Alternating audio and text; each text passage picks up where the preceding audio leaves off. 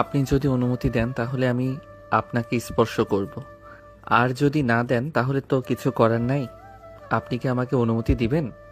অনুমতি দেওয়া হইল, আপনি আমাকে স্পর্শ করতে পারেন। ধন্যবাদ। আয়ান ধন্যবাদ দিয়ে ঘোমটা খুলে কপালে ঠোঁটে স্পর্শ দিয়ে এলো। আয়ান বলে ওঠে, চলেন 2 রাকাত নামাজ পড়ে নেই। এই ভারী শাড়ি পরে থাকতে পারছি না। পোশাক পরিবর্তন করে নেন। নদী খাট থেকে নেমে লাগেজ থেকে 3 পিস বের করে ওয়াশরুমে চলে গেল। হঠাৎ করে দরজা নক করার শব্দ হলো। আয়ান দরজা খুলে দিলে আয়ান সামনে থাকা মানুষটার দিকে তাকাতে গালে থাপ্পড় মারল। আয়ানের কলার চেপে ধরে কিছু বলবে, তখন আয়ান বলে, মৃত মানুষকে মেরে কি হবে? শুধু শুধু নিজের হাত নষ্ট করার কি দরকার? এখানে বিষ আছে, খেয়ে ফেল। বেঁচে থাকার কোনো দরকার নেই তোর। কাপুরুষ তুই, বাপের মুখের উপরে কথা বলতে পারিস নে। নে এটা খেয়ে ফেল, তোর বেঁচে থাকার চেয়ে তুই মরে যা। আয়ান বিষ দিকে হাত বাড়াতে যাবে, তখন ওয়াশরুমে দরজা খোলার শব্দ পেলে সাথে সাথে পেছন থেকে তুলির হাত কেউ ধরে টেনে দিয়ে গেল। আয়ানকে দেখে নদী বলে ওঠে, কি ব্যাপার, দরজা খুলে দাঁড়িয়ে আছো কেন? আর সরি তুমি বললাম, কারণ তুমি আমার ছোট, আমি তোমার সিনিয়র, কিছু মনে করো না। না, সমস্যা নাই। আপনার যেটা ভালো লাগে ওইটা বলে ডাক দিয়েন। দরজা খুলছো কেন? এমনি। আয়ান দরজা লাগিয়ে দিয়ে ওয়াশরুমে গিয়ে অজু করে আসলো। আলমারি থেকে জায়নামাজ বের করে। দুজন নামাজে দাঁড়িয়ে গেল। দুজন নামাজ পড়া শেষ করে জায়নামাজ ভাঁজ করলো। আয়ান নদীর হাত থেকে জায়নামাজ নিয়ে রেখে দিল। আয়ান নদীর কাছে আসতেই নদী বলে ওঠে, তোমার গাল লাল হয়ে আছে কেন? কই? মনে হচ্ছে কেউ থাপ্পড় মারছে। ও, মনে হয় মশা থাপ্পড় মারতে গিয়ে দাগ বসে গেছে। এখানে মশা কই পাও? ছিল একটা। যাই হোক, ওইসব বাদ দেন। ও আচ্ছা, একটা সত্যি কথা বলবো? বলেন। তোমার কি আমাকে পছন্দ হয়েছে? তুমি কি জানো আমি তোমার সিনিয়র, তোমার কলেজের নতুন শিক্ষিকা আমি। নদীর কথা শুনে আয়ান কিছুক্ষণ ভাবতে লাগলো। নদী বলে ওঠে, কি ব্যাপার, কি ভাবো এত? কিছু না। উত্তর দাও। থাক না এখন এসব কথা। তার মানে আমাকে তোমার পছন্দ না? জানি না। বুঝছি পছন্দ না, তাহলে বিয়ে কেন করলে আমাকে? সত্যি বললে কষ্ট পাবেন। আমি চাই না আপনি কষ্ট পান। আজ যেহেতু বাসর রাত, সব মেয়েদের অনেক স্বপ্ন আছে, আপনারও আছে। তাই সবকিছু নষ্ট করতে চাই না। তুমি যা বলে, তোমার কি মনে হয় আমি কথাগুলো না শুনে শান্তিতে থাকতে পারবো বা ঘুমাতে পারবো নাকি? আমাকে সত্যিটা বলো, যত কষ্টই হোক আমাকে সত্যিটা জানতে হবে। আমি বলতে চাচ্ছি না, আমাকে জোর করবেন না। তোমাকে বলতে হবে, আমার জানা দরকার। বাসরাতে মিথ্যা বলো না। এখন যদি না বলো তাহলে এই সম্পর্ক কখনোই ভালোভাবে টিকবে না। তুমি যদি আমাকে ভালো না বাসো, পছন্দ না করো, ওইভাবে কখনোই সংসার হবে না। আমি এটা গ্যারান্টি দিতে পারি, আপনি আমার স্ত্রী যেহেতু, আপনাকে অসম্মান করা বা আপনাকে কষ্ট দেওয়ার মতো কোনো কাজ আমি করব না। নিজে জ্বলে পুড়ে ছাই হইলেও অন্য কাউকে কষ্ট দেওয়ার মতো মানুষ আমি না। আমি সত্যিটা জানতে চাচ্ছি আয়ান। ঘুম পাচ্ছে, ঘুমাবো। আয়ান খাটে শুয়ে পড়তে যাবে, নদী রাগে কলার টান দিলে সোজা আয়ান নদীর বুকে এসেছে পড়ল। আয়ান নদীর বুকে স্পন্দনের শব্দ কেঁপে উঠল। নদী থ হয়ে গেল। নদী আয়ানকে শক্ত করে জড়িয়ে ধরল। আয়ান পাথরে থমকে গেল। নদী আয়ানকে বলতে লাগলো, আমি তো তোমার স্ত্রী, তুমি আমাকে যদি মিথ্যা বলো তাহলে কি হবে বলো? যা সত্যি আমাকে তো বলতে হবে, তাই না? মনের ভেতরে কোনো কিছু চাপিয়ে রেখে নিজেকে কষ্ট দিও না। স্বামী স্ত্রী মানে শুধু শারীরিক সম্পর্ক করা না, একে অপরকে বিশ্বাস করা, ভালোবাসা। একে অপরের সুখ দুঃখ ভাগ করে নেওয়া হলো স্বামী স্ত্রীর সম্পর্ক। সেখানে তুমি যদি আমাকে ভালো না বাসো, বিশ্বাস না করো, নিজের কিছু শেয়ার না করো, তাহলে কি এই সম্পর্ক টিকবে বলো?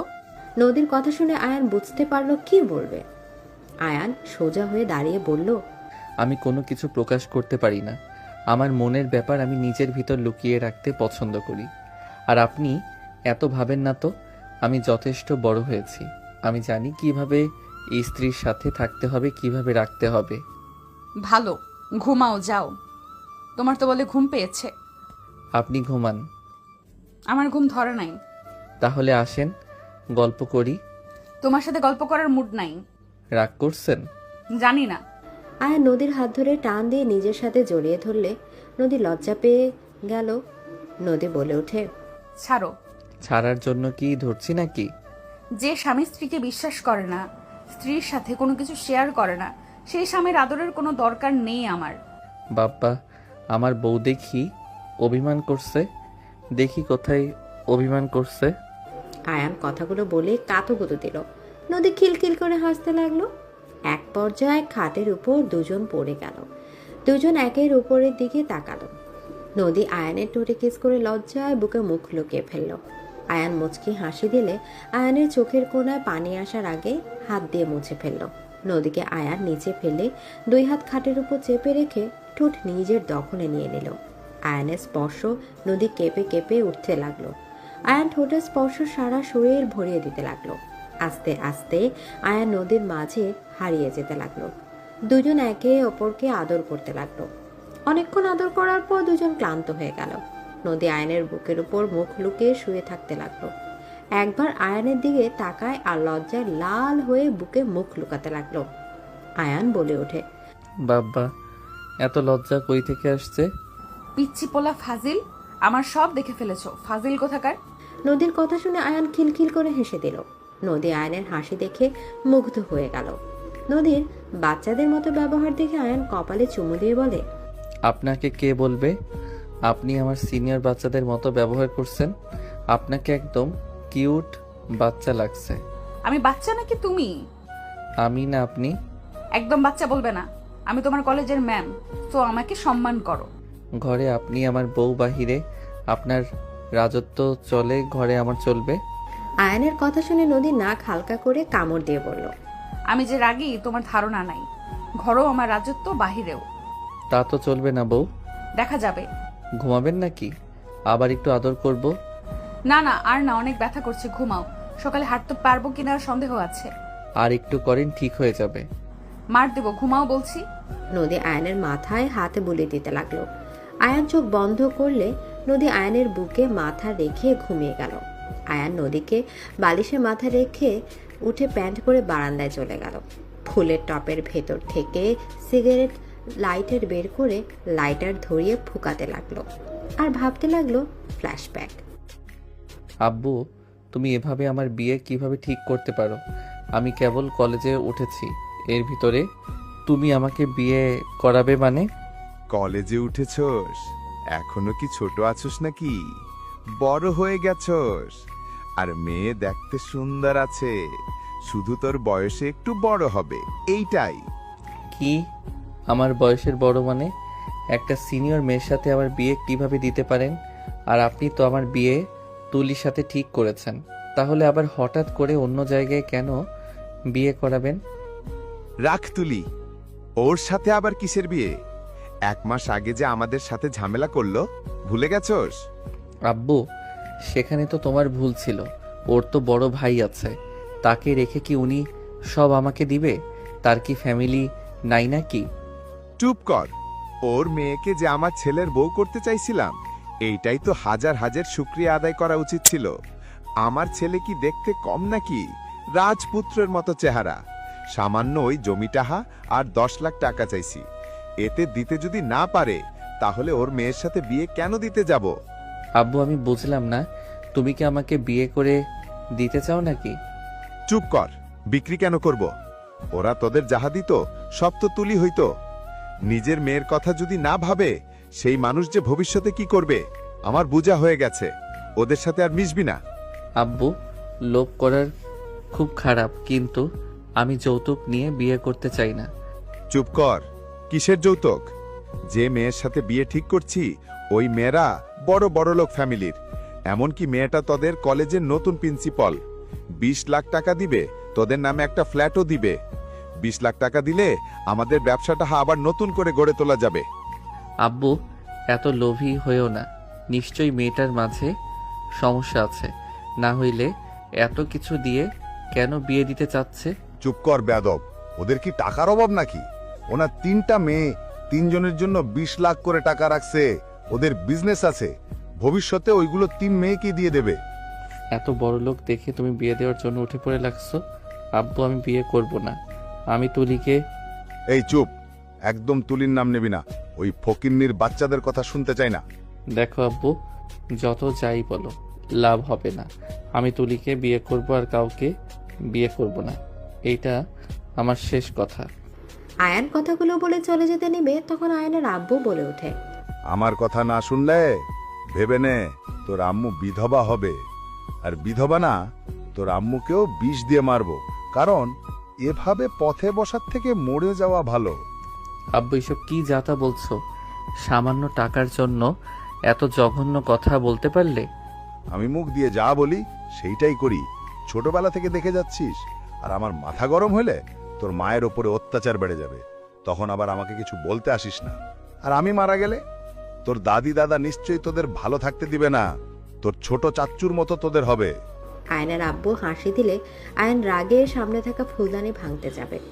আয়নের আব্বু হাত ধরে বলল, কুল বাবা, এত রাগ ভালো না, ঠান্ডা মাথায় থাকো, তাহলে ভালো থাকবে।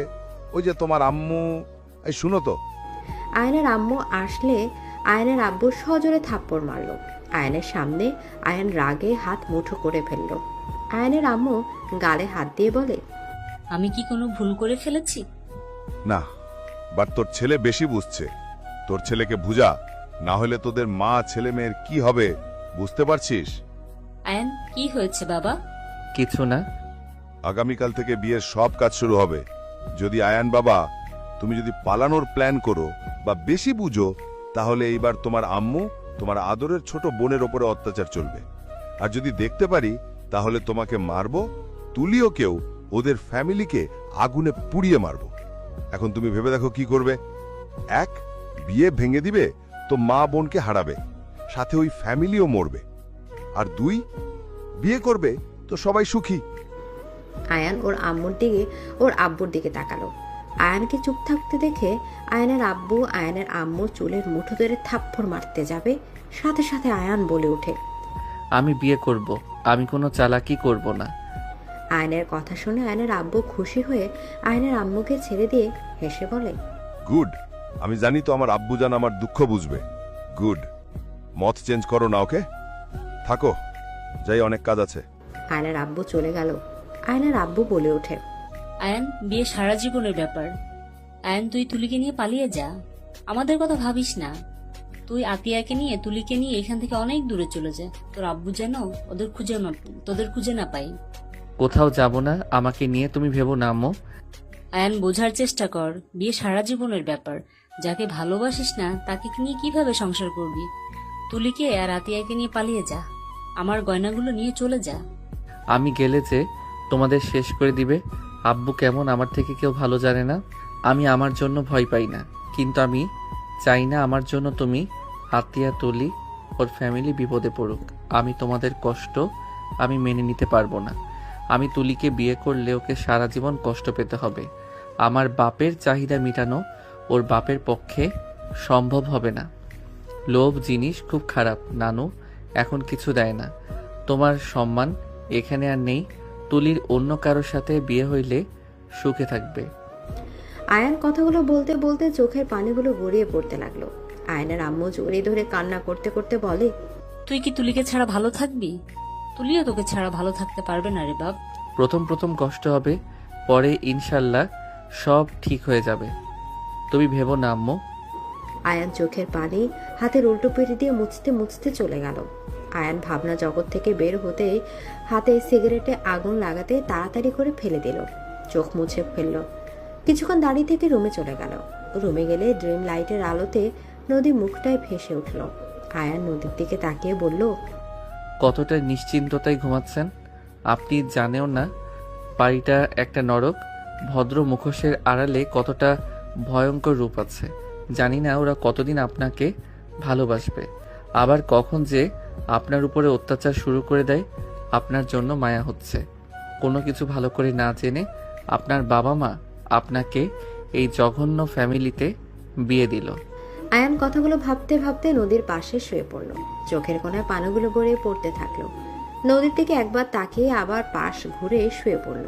হঠাৎ করে ফোন বেজে উঠলে আয়ান ফোনটা তাড়াতাড়ি হাতে নিয়ে দেখে তুলি কল দিয়েছে। আয়ান কলটায় রিসিভ করে সোজা বারান্দায় চলে গেল। কানের কাছে ফোন ধরতে তুলি বলে ওঠে, খুব মজা নিচ্ছিস তাই না? আমাকে ঠকে তুই সুখে থাকবি ভাবলে জীবনে অনেক বড় ভুল করবি আয়ান। তুমি নেশা করছো? হ্যাঁ করছি, তোর কোনো সমস্যা? আমার কেন সমস্যা হবে? তুলি, জাস্ট একটা কথা বলবো, আমি তো তোমাকে ঠকিয়েছি। তাহলে আমার উপরে রাগ করে নিজের ক্ষতি কেন করছো? তুমি চাইলে তো ভালো একটা ছেলেকে বিয়ে করে আমাকে দেখিয়ে দিতে পারো আমার থেকে তুমি ভালো কিছু পাওয়ার যোগ্য। ঠিক বলছস, বাট আমি তো তোদের সংসারে আগুন না লাগিয়ে বিয়ে করব না। তুলি, আমি তোমাকে ভালো করে চিনি, রাগের মাথায় এসব বলছো। তুমি কখনোই আমার ক্ষতি চাইবে না। আর একটা কথা মাথায় রেখো, আমি নিশ্চয়ই তোমার ক্ষতি হবে এমন কিছু করব না। আয়ান কথাগুলো বলে কল কেটে দিয়ে অঝরে কান্না করতে লাগলো। তুলি এদিকে আয়ানকে একের পর এক কল করতে লাগলো। আয়ান দোলনায় বসে আকাশের দিকে তাকিয়ে থাকে, বলতে লাগলো, এ আল্লাহ, আমাকে কি ভালো কোনো ফ্যামিলিতে জন্ম দিতে পারতে না? তাদের গরিব দিতে, বাট এমন লোভী বাপের ঘরে কেন জন্ম দিলে আল্লাহ? আজ যদি অন্য কারো ঘরে জন্ম নিতাম, অন্তত নিজের প্রিয় মানুষটাকে তো পেতাম। আয়ান কথাগুলো ভাবতে লাগলো আর কাঁদতে লাগলো। সারা রাত ওইখানে বসে থাকলো। সকালে নদীর ঘুম ভাঙলে পাশে আয়ানকে না দেখে চমকে গেল। সারা রুম চোখ বুলে তাকাতে বারান্দার দরজা খোলা দেখে নদী উঠে নিজেকে ঠিক করে নিয়ে বারান্দায় চলে গেল। আয়ানকে পেছনে থেকে গলা জড়িয়ে ধরলে আয়ান চমকে উঠল। আয়ান উপরের দিকে তাকাতে নদী আয়ানের কপালে চুমু দিয়ে বলল, গুড মর্নিং জুনিয়র হাজব্যান্ড। আপনি এখানে কি করেন শুনি? আয়ান নিজেকে স্বাভাবিক করে মুখে হাসির রেখা টেনে বলল, গুড মর্নিং টু সিনিয়র বউ। বসেন, দেখেন সকালের পরিবেশটা কত সুন্দর। আয়নের কথা শুনে নদী সামনের দিকে তাকালো। নদী আয়নের পাশে বসে কাঁধে মাথা দিয়ে হাত দুইটা আয়নের হাতের মুঠোর ভেতরে নিয়ে বাইরের দিকে তাকিয়ে থেকে দেখতে লাগলো। আয়নের কিছুটা বিরক্ত লাগলো, বাট নদীকে বুঝতে দিল না। হঠাৎ করে আয়নের চোখে কিছু পড়লে আয়ান চমকে গেল। আয়ান নদীকে বলল, বউ, গোসল করতে যান, নামাজ পড়বেন না নাকি? যাবো, চলো একসাথে যাই। আপনি যান, আমি পরে আসছি, একটু হাঁটাহাঁটি করে আসছি। ওকে, তাড়াতাড়ি এসেছো। নদী চলে গেল ওয়াশরুমে ঢুকতে দেখে। আয়ান দৌড়ে রুম থেকে বের হয়ে সোজা নিচে চলে গেল। বাসা থেকে বের হয়ে ওর রুমের সামনে গিয়ে তুলিকে কোলে তুলে বাসা থেকে বের হয়ে গেল। তুলির ঘুম ভাঙলে আয়ানকে দেখে কিছু বলার আগে তুলির বাসার ভেতর ঢুকে গেল। তুলি আয়ানকে মারতে লাগলো আর বলতে লাগলো, তুই আমাকে কোলে নিয়েছিস কেন? আমাকে নামিয়ে দে। আয়ান তুলিকে নামিয়ে দিয়ে কিছু না বলে বের হয়ে গেল। তুলি কান্না করতে করতে বলে, তুই কোনোদিনও সুখী হবি না, আমি তোদের সুখে থাকতে দেব না। আমাকে এত সুন্দর করে ঠকানোর শাস্তি তুই পাবি, দেখে নিস। তুলির কথা শুনে আয়ান কিছু না বলে চলে গেল। তাড়াতাড়ি করে বাসায় গিয়ে সোজা রুমে চলে গেল। রুমে গেলে সাথে সাথে নদী ওয়াশরুম থেকে বের হয়ে বলল, যাও গোসল করে নাও। আয়ান গোসল করতে চলে গেল। নদী চুল শুকিয়ে নিচে চলে গেল। আয়ান গোসল করে নিচে গেলে দেখে নদী সবার সাথে আড্ডা দিচ্ছে হাসি মুখে। আয়ানকে দেখে আয়ানের বোন বলে ওঠে, ভাইয়া, আব্বু তোমাকে ডেকেছে। কেন? জানি না, আব্বু রুমে যেতে বলেছে। আয়ান আতিয়ার কথা শুনে ওর আব্বুর রুমে চলে গেল। ওর আম্মুর রুমে যেতে সাথে সাথে আয়ানের গালে থাপ্পড় পড়লো। আয়ান গালে হাত দিয়ে ওর আব্বুর দিকে তাকাতেই ওর আব্বু গলা চেপে ধরে বলে, তুই কি চাস আমি ওদের ক্ষতি করি? আয়ান কাশতে কাশতে বলে, আমি কি করছি? আমি তো নদীকে বুঝতে দেই নাই, আমি তো ওকে ওর অধিকার দিয়েছি। সকালে তুলিকে নিয়ে ওর বাসায় গেছোস, আমি কি দেখি নাই ভাবছোস? আর একবার যদি ওর সাথে দেখি, খুন করে ফেলবো। কথাটা বলে ধাক্কা দিয়ে গলা ছেড়ে দিল। আমার ইচ্ছে হয়েছে, আমি নিয়েছি। আপনার কি সমস্যা? আপনার কথা মতো তো বিয়ে করেছি, আর কি চান? আয়নের কথা শুনে আয়নের আব্বু থাপ্পড় মারতে যাবে। তখন আয়নের শ্বশুর বাড়ি থেকে আয়নের চাচা শ্বশুর আসলে আয়নের আব্বু হাসি মুখে আয়নের কলার ঠিক করতে করতে বলে, কোলার টাহ ঠিক করে পড়তে পারো না। আসসালামু আলাইকুম আঙ্কেল, কেমন আছেন? ওয়ালাইকুম আসসালাম, আলহামদুলিল্লাহ। তুমি কেমন আছো বাবা? আলহামদুলিল্লাহ। আয়ান, যাও, তোমার চাচা শ্বশুর সাথে কথা আছে। আয়ান চলে গেল। আয়নের আব্বু নদীর চাচার সাথে কথা বলতে লাগলো। আয়ান বসার ঘরে চলে গেল। নদী কিছু বলার আগে আয়ান রান্নাঘরে চলে গেল। আয়ান ওর আম্মুকে থেকে জড়িয়ে ধরলো। আয়নের আম্মু আয়নের গালে হাত দিয়ে বলে, এখন কষ্ট পেয়ে কি হবে? আমি তো বললাম পালিয়ে যা, এখন তো বিয়ে করে ফেলছো। এখন কিচ্ছু করার নেই, ওই মেয়েটাকে মেনে নে। ওই মেয়ের তো কোনো দোষ নাই, ওই মেয়েটার উপরে কখনো রাগ দেখাস না। আম্মু, আমার কষ্ট হচ্ছে, আমি বুঝতে পারছি না কি করব। আম্মু, আমি এখানে থাকতে পারছি না, দম বন্ধ হয়ে আসছে। ধৈর্য ধর, ধৈর্যের ফল মিষ্টি হয়। তুমিও তো ধৈর্য ধরে আছো। আম্মু কোথায় মিষ্টি ফল পেলে? পেয়েছি তো, তোদের দুইজনের মধ্যে সন্তান পেয়েছি। হাজার কষ্ট হইলেও তোদের মুখের দিকে তাকালে সকল কষ্ট ভুলে যাই আমি। আয়ান কিছু বলল না। আতে এসেছে আয়ানকে পেছন থেকে জড়িয়ে ধরে কেঁদে দিল। আয়ান চমকে গেল। আয়ান আতের দিকে তাকিয়ে বলল, কি হয়েছে? কাকি আবারও আমাকে সবার সামনে ছোট করলো। আমি নাকি দেখতে ভালো না, কালো। আমার নাকি জীবনে কখনো বিয়ে হবে না। আমাকে সকাল সকাল দেখার কারণে নাকি তার দিন খারাপ যাবে। আয়ানের রাগ উঠে গেল। আয়ান রাগে হাত মুঠো করে নিবে, তখনই আয়ানের আম্মু হাত ধরে বলে, বাদ দে, তো শ্বশুর বাড়ি থেকে মানুষজন আসছে, ঝামেলা করিস না। আর নতুন বউ কি ভাববে? ওই মহিলাটা বেশি করা শুরু করছে। ওয়েট, দেখাচ্ছি মজা। আয়ান আতের হাত ধরে বসার ঘরে গিয়ে নদীর পাশে বসলো। সবাই হাসাহাসি করছে। তখন আয়ান ওর চাচাতো ভাই রাসেলকে বলল, এই রাসেল হাসা বন্ধ করতো। তোর হাসি দেখে মনে হচ্ছে রাক্ষস হাসছে। আয়ানের কথা শুনে সবাই হাসতে লাগলো। আয়ানের চাচি আর রাসেল রাগে কটমট করতে লাগলো। আয়ান বলে ওঠে, ওইভাবে আবার তাকিয়ে আসোস কেন? মনে হয় শকুন তাকিয়ে আছে। আয়ান কথাগুলো বলে হাসতে লাগলো। আয়ানের সাথে সবাই হাসতে লাগলো। নদী বলে ওঠে, এই দুষ্টুমি বন্ধ করো। এইভাবে কাউকে ছোট করে দেখতে হয় না। আরে আমি ছোট করে কই দেখলাম? যা দেখাচ্ছে তাই বললাম। আয়ান বেশি বেশি হচ্ছে কিন্তু। রাসেল রেগে কথাগুলো বলে আয়ান উঠে ঠাস করে থাপ্পড় দিয়ে বলে, মশা পড়ছে, কানার মতো বুঝোস না নাকি? আয়নের কথার সাথে রাগে চোখে চাহনিতে রাসেল বুঝে গেল। ওই রাগে গজগজ করতে লাগলো। আয়ান রাসেলের সাথে বসে থেকে আস্তে আস্তে বলল, চোখ গরম করিস না, চোখ তুলে ফেলবো।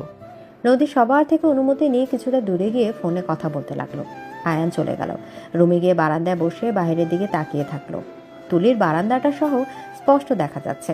তুলি বারান্দায় বসে থেকে সিগারেট ফুঁকাচ্ছে। তুলি আয়ানের দিকে তাকিয়ে আছে এক পলকে। তুলির চোখগুলো লাল বরণ ধারণ করছে, চোখ দিয়ে পানি গড়িয়ে পড়ছে। আয়ান তুলির চোখের দিকে তাকিয়ে থাকতে না পেরে ঘুরে বসলো। আয়ানের চোখ দিয়ে পানি গড়িয়ে পড়তে লাগলো। আয়ান উঠে রুমে চলে গেল। খাটের উপর পা ঝুলে শুয়ে পড়ল। হাত মাথার নিচে রেখে চোখ বন্ধ করলো। হঠাৎ করে আয়ানের বুকের উপরে কেউ শুয়ে পড়লে আয়ান তুলিকে ভেবে খুশি হয়ে জড়িয়ে ধরতেই চোখ খুলে দেখে নদী। আয়ানের হাসি এক নিমেষে মুখ থেকে মলিন হয়ে গেল। নদী আয়ানের ঠোঁটে কিস করে বলল, এত কি ভাবো জান? না কিছু না। কিছু বলবে? আদর খেতে ইচ্ছে করছে। এখন মানুষজন আসছে তোমাদের বাসা থেকে। এটাই তো ঝামেলা। বাসায় গেলে বেঁচে যাই, তোমার কাছে পাবো, মন ভরে একটু দেখতে পারবো। নদী কথাগুলো বলে ঠোঁটে কিস করলো। হঠাৎ মানুষের হাসাহাসির শব্দ পেয়ে তাড়াতাড়ি আয়ানের ওপর থেকে উঠে পড়লো। আয়ান উঠলে ওর কাজিনরা এসেছে বলল, আয়ান ভাবিকে নিয়ে খেতে আসে। তোরা যা, আসছি। ওরা চলে গেলে নদীর বিরক্ত লাগলো। আয়ান নদীকে বলল, চলো খেয়ে আসছি। থাক, ভালো লাগে না। এই বাল্বগুলো কি বোঝে না আমাদের নতুন বিয়ে হয়েছে, একা কাটানো দরকার? তখন গিয়েছিলাম, সবগুলো আটকিয়ে রাখছিল। আবার একটু কিস করার সুযোগ পেয়েছি, তখন এসেছে, খাবার জন্য রাখছে। মেজাজ এত খারাপ হচ্ছে না। নদী এক নিঃশ্বাসে কথাগুলো বলল। আয়ান নদীকে পাশে বসিয়ে হাত ধরে বলল, আরে শান্ত হও, আমি তোমার হাজবেন্ড। আমাকে আদর করতে পারবে সব সময়। বিয়ের এই কয়েকদিন তো, তারপর তো সবাই যার যার বাসায় চলে যাবে। আমার কলেজে যাওয়ার সময় হবে, আর আপনার ক্লাস শুরু হবে, তখন সবাই যাবে। তখন সময় কোথায় পাবো? দুইজন তো ব্যস্ত হয়ে যাব। মেজাজ খারাপ হয়ে যাচ্ছে আমার। কুল, এত মেজাজ খারাপ করলে চলবে? মাথা ঠান্ডা রাখেন। তুমি বলো, ওটাতে তো সুন্দর লাগছিল, আবার আপনি আপনি করছো কেন? আচ্ছা সরি, তুমি বলে ডাকবো। এখন শান্ত হয়ে চলো। নদী আয়নের বাহু জড়িয়ে ধরে যেতে লাগলো। দুইজন নিচে গেলে একজন বলে ওঠে, এই মেয়ের দেখি লজ্জা শরম খুব কম। এত মানুষের ভেতর জামাইকে কিভাবে জড়িয়ে ধরে আসছে? মহিলাদের কথাগুলো শুনে নদী মেজাজ খারাপ হয়ে গেল।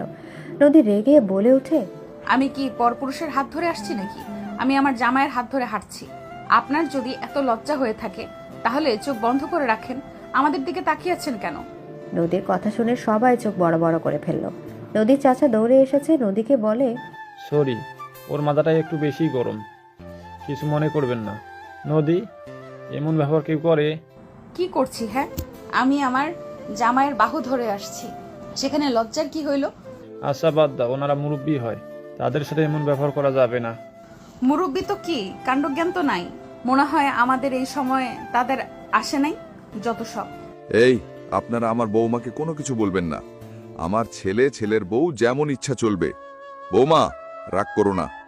রাহেলা, ওদের নিয়ে গিয়ে খেতে দেও। আতিয়া নদীর হাত ধরে নিয়ে যেতে লাগলো। আয়ান মনে মনে হাসলো। আয়ান ভাবতে লাগলো, ঠিক হয়েছে, সবসময় কুটনামি আমার আম্মুকে কম কথা শোনাইছে, আবার এসেছে আমার বউকে শোনাতে ভালো মতো শিক্ষা হয়েছে। আয়ান মিটিমিটি হেসে চলে গেল। আয়ানের দাদি বলে ওঠে, এই তোমরা যাও, খাবার খেতে যাও সবাই। মহিলাগুলো মুখ ভেঙচে দিয়ে চলে গেল। আয়ান নদীর পাশে বসলো। আতিয়া আয়ানের ডান পাশে বসলো। হঠাৎ করে রাসেল এসেছে আতিয়াকে বলল, এই আতিয়া, তুই পরে খা, আমার অনেক খিদা লাগছে, তুই ওঠে। আতিয়া উঠতে যাবে তখনই নদী বলে ওঠে, এইটাই কি ধরনের ব্যবহার?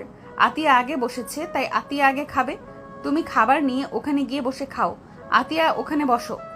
ভাবি, সমস্যা নেই, আমি পরে খাই। এই তুই বসেক, ওই তুই যা তো। এদিকে আয়ান রাসেলের হাত এক ঝটকায় সরিয়ে দিয়ে আতিয়াকে বসিয়ে দিল। রাসেলের রাগ উঠে গেল। আয়ানের আব্বু ইশারা করলে চলে গেল। আয়ানের আম্মু খাবার দিলে নদী বলে ওঠে, আম্মু বসেন, আপনি তো সকাল থেকে অনেক কাজ করেছেন। তুমি খাও, আমি পরে খেয়ে নিব। আপনি আমাদের সাথে না খাইলে আমি খাবো না। এদিকে আম্মু আয়ানের আব্বুর দিকে তাকাতে আয়ানের আব্বু বলে, বৌমা বলছে খেয়ে নেও, বসো। নদী আয়নের আম্মুরকে তার পাশে বসিয়ে দিল। সবাই খাবার খেতে লাগলো। আয়নের আম্মুর খুশিতে চোখের পানি গড়িয়ে পড়তেই নদী বলে, আম্মু কান্না কেন করেন? এমনি, তুমিই খাও। আয়ান খাওয়া দাও, আমি হাত দিয়ে এই খেতে পারবো না। আয়ান, খাওয়াই দে বৌমাকে। হুম। আয়ান নদীকে খাওয়া দিতে লাগলো। নদী খেতে লাগলো আর ফোনে গেম খেলতে লাগলো। আয়ান খাওয়ানো শেষ করে নিজে খেতে লাগলো। দুজন পানি খেয়ে উঠে পড়লো। নদীর ফ্যামিলির সবাই আসলে সবার সাথে কুশল বিনিময় করতে লাগলো। সবার সাথে সারাদিন থেকে বিকেলের দিকে আয়ান নদী রেডি হয়ে বের হয়ে গেল। আয়ান গাড়িতে উঠতেই সামনে তুলিকে দেখতে পেল। নদী গাড়িতে উঠতে বলে আয়ান উঠে পড়ল। সাথে নদী উঠলে গাড়ি ছেড়ে দিল। আয়ান পেছনে ঘুরে তুলিকে দেখতে লাগলো। আয়ানের হাত জড়িয়ে ধরে বলে, ওইদিকে কি দেখো? না কিছু না। আমার দিকে তাকাও। নদী আয়ানকে নিজের দিকে ঘুরিয়ে নিল। হাতে মাঝখানে হাত রেখে নদী গল্প করতে লাগলো। আয়ান নদীর গল্পগুলো শুনতে লাগলো। আয়ানের বুকের ভেতর ঝরে উঠে গেল। আয়ানের চোখের কোণায় পানি গড়িয়ে পড়ার আগে আয়ান মুছে নিল। আয়ান ভাবতে লাগলো ফ্ল্যাশব্যাক। আয়ান, আমাদের বাসা তো সামনাসামনি, বিয়ের পরের দিন তো আমাদের নিয়ে আসবে। সেদিন আমরা পুরো শহর ঘুরে বাসায় আসবো, ঠিক আছে? তাহলে দূর দূর ফিল হবে, মজা হবে, তাই না? আর হ্যাঁ, সারা রাস্তায় তোর হাতের মুঠোর ভিতরে হাত রেখে কাঁধে মাথা দিয়ে ঘুরবো, ঠিক আছে? এই দিকে গিয়ে এই দিক দিয়ে ঘুরে ওই দিক দিয়ে বাসায় আসবো। ওকে ওকে, ঠিক আছে। হি হি হি, এত কাছে বাসা হয়ে ঝামেলাও হয়েছে। যাই হোক, আর একটা কিন্তু সুবিধা হয়েছে। আবার কি সুবিধা হইল? তোর সাথে ঝগড়া হইলে রাগ করে এক দৌড়ে বাসায় আসতে পারবো। তোমাকে চোখে চোখে রাখতে পারবো। রাগ করে থাকলে কি হবে? আমার হবু জামাইটাকে না দেখলে তো আর আমার ঘুম আসে না। বারান্দা থেকে লুকিয়ে তোমার উপর নজর রাখবো। আয়ান তুলির কথা শুনে হেসে তুলিকে বাহুর সাথে জড়িয়ে নিয়ে বলল, ঠিক আছে, আমিও পর্দা লাগিয়ে নিব যাতে আপনি আমার উপরে নজরদারি করতে না পারেন। আয়নের কথা শুনে তুলি রেগে মারতে যাবে। আয়ন সাথে সাথে সোফার সাথে চেপে ধরে বলল, আরে মজা করছে, আমার কি এত বড় সাহস হবে বউয়ের বিরুদ্ধে যাওয়া? আমার 100টা না, একটা মাত্র বউ। আয়নের কথা শুনে তুলি লজ্জা পেয়ে গেল। আয়ান তুলির নাকের সাথে নাক ঘেঁষে দিলে দুজন হাসতে লাগলো। আয়ান হাসি মুখে ফ্ল্যাশব্যাক থেকে বের হলে দেখে নদী ওর দিকে তাকিয়ে আছে। নদীর দিকে তাকিয়ে হাসি মুখে মলিন হয়ে গেল। আয়ান ভাবতে লাগলো, আজ তোমার থাকার কথা ছিল, সেইখানে অন্য কেউ আমার হাতে হাত রেখে বসে আছে। আয়ান নদীর হাত ছড়িয়ে দিলে নদী বাহু জড়িয়ে ধরে থাকলো। আয়ানের বিরক্ত লাগতেল, বাট কিছু না বলে চুপ করে বসে থাকলো। 50 মিনিট পর একটা বাসার ভেতরে গাড়ি গিয়ে থামলো। আয়ান নদীর সাথে নামলো। দুজন সবার সাথে বাসার ভেতরে চলে গেল। আয়ান সবার সাথে কুশল বিনিময় করে রুমে চলে গেল। রুমে গেলে নদীর সাথে সাথে আয়ানকে খাটের উপর ধাক্কা দিলে তখন নদীর বোন চলে আসে। নদীর বোন রাইসা বলে ওঠে, কোথায় আমার নতুন দুলাভাই? আমি কিছু দেখি নাই। রাইসা কথাটা বলে সাথে সাথে পেছনে ঘুরে তাকালো। নদী লাফ দিয়ে উঠে পড়ল। রাইসাকে দেখে বলল, বুনু কখন এসেছিস? এই তো কেবলই আসলাম। রাইসা কথাটা বলে পেছনে ঘুরে আয়নকে দেখলে আয়ন চোখ বড় বড় করে ফেলল। রাইসা বলে ওঠে, আয়ান, তুই এখানে? তুই এখানে কি করস? তোরা একে অপরকে চিনিস? বাট আয়ান তুই এখানে কি করস? আর ওয়েট, তোর উপরে আপু ছিল মানে তুই? কথাটা ভাবতে রাইসা রাগে আয়নের কাছে গিয়ে সজোরে থাপ্পড় মারলো। নদী রাইসার হাত ধরে টেনে থাপ্পড় বসিয়ে দিয়ে বলল, বেয়াদবি করার একটা লিমিট আছে। ওই তোর দুলাভাই হয়, ওর গায়ে হাত তোলার সাহস কোথায় পেলি? ওই কিসের দুলা ভাই কুত্তা, তোর সাহস কি করে হইলো আমার বোনকে বিয়ে করার? তোকে আমি খুন করে ফেলবো। তুই আমার বোনের জীবন নষ্ট করার জন্য বিয়ে করছস? তোকে তো আমি... কি যাতা বলছিস? ওই আমার জীবন কেন নষ্ট করবে? রাইসা আমার কথাটা শুনে তোর কি কথা শুনবো? হ্যাঁ, তুই তুলিকে ঠকিয়েছস, আবার আমার বোনকে কষ্ট দিবি, তাই না? তুলিকে ঠকিয়েছে মানে? নদী অবাক চোখে তাকিয়ে থাকলো। রাইসা কিছু বলবে, আয়ন মুখ চেপে ধরতে যাবে। নদী রেগে আয়নের হাত ধরে এক ঝটকায় নিজের কাছে দাঁড় করে দিয়ে বলল, এক পার নড়লে খবর আছে। রাইসা, কাহিনী কি বলতো? কিছু না। বল, তুই ভালো করে জানোস মিথ্যা লাইক করি না আমি। আর একবার যেহেতু আমাকে কিছু বলতে চাইছস, তোকে বলতে হবে। তাড়াতাড়ি বল, তুলি কে আর ওকে ঠকাইছে মানে কি? বউ আমার কথা শুনো। চুপ কর, তোর কথা শুনতে চাচ্ছি না। রাইসা, মুখ খোলেক। আমি তোর নিজের বোন, আমাকে সত্যিটা বল, কি বলতে চাচ্ছিস? আপু, ওদের বাসার সামনে একটাই বাসা আছে না, ওই বাড়ির মেয়ের নাম তুলি, আর আমার বেস্ট ফ্রেন্ড ওই আয়ান। তুলির ছোটবেলা থেকে একে অপরকে ভালোবাসে। ওই কিনা তোমাকে বিয়ে করছে, বুঝতে পারছো? ও কতটা খারাপ, যাকে বউ হওয়ার স্বপ্ন দেখিয়েছে, যার সাথে এত এত ভবিষ্যতের প্ল্যান করে, আজ তাকে রেখে তোমাকে বিয়ে করলো। এর জন্যই তো বলি, তুলি কেন আমার ফোন ধরে না? আল্লাহ জানে ও নিজের কিছু করে ফেলেছে কিনা। রাইসার কথা শুনে নদী আয়নের হাত ছেড়ে দিল। রাইসা আরো অনেক কিছু বলতে লাগলো। সব শুনে নদী আয়নের দিকে তাকিয়ে পড়ে যেতে নেবে, তখন আয়ান ধরতে নদী সজোরে ধাক্কা মেরে চিৎকার করে বলল, আমাকে একদম টাচ করবি না। তুই এতটা খারাপ? তুই অন্য কাউকে স্বপ্ন দেখিয়ে টাকার লোভে আমাকে বিয়ে করছিস? তোর মতো বেঈমান ছেলে আমার ভালোবাসা পাওয়ার যোগ্য না। তুই এখন আমার চোখের সামনে থেকে চলে যা, তোকে আমি খুন করে ফেলবো যদি আমার সামনে থাকোস। নদী, আমি তোমাকে কষ্ট দিতে চাই নাই। আমাকে কষ্ট দিতে চাস না, যাকে কষ্ট দেওয়ার তাকে তো দিয়েছিস। যে ছোটবেলার ভালোবাসার মানুষকে ভুলে যেতে পারে টাকার লোভে, সেই মানুষ যে আমাকে কত ভালোবাসবে সেটাই আমার বোঝা হয়ে গেছে। আমার টাকা শেষ হইলে তুই আমাকে ছুঁড়ে ফেলে দিবি। তোর মতো লোভী ছেলের সাথে আর যাই হোক সংসার করা সম্ভব না। চলে যা এখান থেকে, আমার চোখের সামনে আর কোনোদিন আসিস না। আমি তোকে ঘৃণা করি। নদী কথাগুলো বলে কান্না করতে লাগলো। আয়ন কান্না করতে করতে নদীকে কিছু বলবে, তখনই নদী আয়নকে ধরে ঘাড় ধাক্কা দিয়ে রুম থেকে বের করে দিল। আয়ান বলে ওঠে, নদী আমার কথাটা শোনো। তোর কোনো কথা আমি শুনতে চাই না। তুই একটা বেঈমান স্বার্থপর ছেলে। তোর মতো ছেলেকে খুন করে ফেলা উচিত। উফ, আমার ভাগ্যটাই খারাপ। কি যে অন্যায় করেছিলাম, যার জন্য তোকে আমি স্বামী হিসেবে পেয়েছি। তুই এখান থেকে যা দয়া করে। নদী আমার উপরে যত রাগ খাটাও, আমি এখন থেকে গেলে হাজার লোকে হাজার কথা শুনতে হবে। তোমার বাবা মা কষ্ট পাবে। তুমি বোঝার চেষ্টা করো। আমি তো তোকে স্বামী হিসেবে অস্বীকার করছি। আমি সবার সামনে তোকে বের করে দিব। নদী কথাগুলো বলে রেগে আয়নের কলার ধরে টেনে নিয়ে যেতে লাগলো। নিচে গেলে সবাই অবাক হয়ে গেল। নদীর আব্বু আম্মু ডাকতে লাগলো। নদী কারো কথা না শুনে আয়নকে ঘাড় ধাক্কা দিয়ে সদর দরজা দিয়ে বের করে দিয়ে বলল, তোকে যেন এই বাড়ির ত্রিসীমানায় না দেখি। তোকে আমি ঘৃণা করি। তোকে আমি চিনি না, আর না তুই আমাকে চিনিস। আজ থেকে তোর রাস্তা আলাদা, আমার রাস্তা আলাদা। নদী, আমার কথা বলার সুযোগ কেন দিচ্ছ না? নদী, হচ্ছেটা কি? এইসব কি বলছিস? জামাইকে এভাবে কেন বের করে দিচ্ছিস? ওই কোনো জামাই না, ওকে আমি জামাই হিসেবে মানি না। এখন এখান থেকে চলে যা, না হলে গার্ড ডেকে ধাক্কা দিয়ে বের করে দিব। হ্যাঁ, লজ্জা থাকলে আর আমার সামনে আসবি না। আর তোর বাপকে বলে দিস এই বাড়িতে যেন না আসে। নদী, বেশি হয়ে যাচ্ছে কিন্তু। আব্বু আর একটা কথা বলবে না। তুমি আমাকে জোর করে ওর সাথে বিয়ে দিয়েছো, একবারও খোঁজ খবর নাও নাই।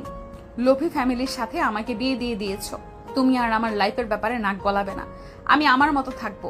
আমার ব্যাপারে নাক গলালে আমি বাড়ি ছেড়ে চলে যাব। নদী কথাগুলো বলে সজোরে সদর দরজা বন্ধ করে দিল। আয়ান নিজেকে অনেক অসহায় লাগতে লাগলো। আয়ান বের হয়ে গেল। আয়ান রাগে হাত মুঠো করে ফেললো। আয়ান বুকটা ফেটে যাচ্ছে। আয়ান চোখের পানি গড়িয়ে পড়তে লাগলো। আয়ান ভাবতে লাগলো, না না, ওই বাড়িতে আর থাকবো না। ওই বাড়িতে থাকলে আমার আত্মহত্যা করা ছাড়া কোনো উপায় হবে না। দুইজনের কাছে আমাকে খারাপ বানিয়ে দিল। প্রিয় মানুষকেও হারাম, তার চোখে ঘৃণার পাত্র হয়ে গেছি। এখন নিজেও স্ত্রীর চোখে হইলাম। আমি আমার বোন মাকে হারাতে পারবো না, ওদের নিয়ে আমি অনেক দূরে চলে যাব। আয়ান কথাগুলো ভাবতে ভাবতে চলে গেল 6 বছর পর। ভাইয়া তাড়াতাড়ি করো, ভার্সিটিতে যেতে হবে তো নাকি? ওয়েট করতো ভাই, এত প্যারা দিস না তো। আয়ান তাড়াতাড়ি করে রেডি হয়ে নিল। আয়ানের আম্মু বলে ওঠে, দুইজন খেয়ে যা। আয়ান আতিয়া টেবিলে বসলো। আয়ানের আম্মু দুজনকে খাওয়া দিতে লাগলো। দুজন খাওয়া শেষ করে ওর আম্মুর গালে দুজন চুমু দিয়ে বের হয়ে গেল। আয়ানের বাইকে আতিয়া উঠে পড়লো। আতিয়াকে ভার্সিটির সামনে নামিয়ে দিয়ে আয়ান ওর স্কুলে চলে গেল। স্কুলে গেলে একজন বলে ওঠে, good morning sir. Good morning ma'am, থাকেন কেবিনে যাই। আয়ান বাইকের চাবি পকেটে রেখে ক্যাবিনে গেল। আয়ান চেয়ারে বসতেই হঠাৎ করে একজন বলে উঠল, স্যার আসতে পারি?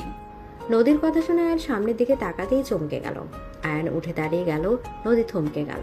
হঠাৎ করে নদীর সাথে থাকা বাচ্চা ছেলেটা সহ বলে ওঠে, মামা চলো না, স্যারকে বলো আমাকে ভর্তি নিতে। ছেলেটার কণ্ঠে দুজন ভাবনা জগৎ থেকে বের হলো। নদী বলে ওঠে, প্রিন্সিপাল আপনার কাছে পাঠালো। জি ভিতরে আসেন, বসেন। আয়ান বসলো। নদী এসেছে আয়নের সামনে চেয়ারে বসলো। পাশে ছেলেটাও বসলো। আয়ান মাথা নিচের দিকে তাকিয়ে আছে। নদী আয়নের দিকে তাকিয়ে থেকে বলল, আমার ছেলেকে ভর্তি করাবো। জি, কাগজপত্র কি নিয়ে এসেছেন? জি, এখানে সব আছে। আয়নের দিকে নদী কাগজপত্র এগিয়ে দিল। আয়ান কাগজপত্র দেখতে গিয়ে থমকে গেল। আয়ান নদীর দিকে বাচ্চা ছেলেটার দিকে তাকালো। আয়ান বলে ওঠে, আরিয়ান আমার। আয়ান আর কিছু বলার আগে নদী থামিয়ে দিয়ে বলল, আমার ছেলে শুধুমাত্র আমার আর কারণ না, আপনার কাজ আপনি করেন। আয়ান আরিয়ানের দিকে তাকিয়ে থাকতে লাগলো। আয়ান আরিয়ানকে কাছে ডাকলো। আরিয়ান কাছে গিয়ে বলে, জি স্যার, আমাকে কি প্রশ্ন করবেন করেন, আমি সব উত্তর দিয়ে দেব। তাই? আয়ান আরিয়ানকে কোলে তুলে নিয়ে সারা মুখে চুমু দিতে লাগলো। এদিকে আয়ান খুশিতে চোখে পানি চলে আসলো। আয়ান আরিয়ানকে জড়িয়ে ধরলো। নদী বলে ওঠে, এটা কি ধরনের ব্যবহার হচ্ছে? আমার ছেলেকে ছাড়েন, আপনার কাজ করেন। আরিয়ানকে থামিয়ে দিল। আয়ান পকেট থেকে আরিয়ানকে চকলেট দিল। আরিয়ান নিতে না চাইলে নদীর দিকে তাকালো। নদী নেয়ার ইশারা করলে আরিয়ান নিল। নদী বলে ওঠে, কি ব্যাপার, আপনি কি ভর্তি নেবেন না নাকি? এই ফর্ম পূর্ণ করেন। আয়ান নদীর দিকে ফর্ম দিয়ে দিল। নদী ফর্ম পূরণ করতে লাগলো। আয়ান নদীর দিকে তাকিয়ে থাকতে লাগলো আর আরিয়ানের সাথে খেলতে লাগলো। আয়ান নদীকে আড়াই চোখে দেখতে লাগলো। নদী আয়ানের চোখে চোখ পড়তে চোখ সরিয়ে নিল। নদীর চোখ পানি টলমল করতে লাগলো। আয়ান আরিয়ানকে নিয়ে খেলতে থাকলো। ফর্ম পূর্ণ হলে আয়ান সব কাগজপত্র নিয়ে ভর্তি করে দিল। আয়ান বলে ওঠে, আপনি চাইলে আরিয়ানকে আজকে ক্লাস করাতে পারেন। আগামীকাল থেকে আসবে। নতুন এসেছি, কাজ অনেক। বাই, আসসালামু আলাইকুম। আরিয়ান আগে বের হয়ে গেল। নদী বের হয়ে যেতে নিলে আয়ান নদীর হাত ধরে ফেলল। নদী থমকে গেল। নদীর পানি গড়িয়ে পড়ার আগেই নদী নিজেকে সামলিয়ে নিয়ে পেছনে ঘুরে রাগী লুক নিয়ে তাকিয়ে বলল, কি ধরনের ব্যবহার? শিক্ষকের ব্যবহার যদি এমন হয়, এখানে স্টুডেন্টদের যে কি শেখানো হবে আল্লাহ জানে। আমার হাত ছাড়েন, না হলে আমি প্রিন্সিপালের কাছে অভিযোগ করব। নদী আর কিছু বলার আগে আয়ান নদীর হাত এক ঝটকা টান দিয়ে নিজের সাথে শক্ত করে জড়িয়ে ধরল। নদী থমকে গেল। নদী চোখে পানি গড়িয়ে পড়ল। আয়ান বলে ওঠে, আমাকে ক্ষমা করে দেন আপনি। আমি আপনাকে ঠকাতে চাই নাই। আমি কখনোই আপনাকে ঠকাতাম না। আমি আপনাকে ভালোবেসে ফেলছি। আপনি আমার স্ত্রী। আপনাকে কষ্ট দেওয়ার কোনো ইচ্ছা আমার নেই।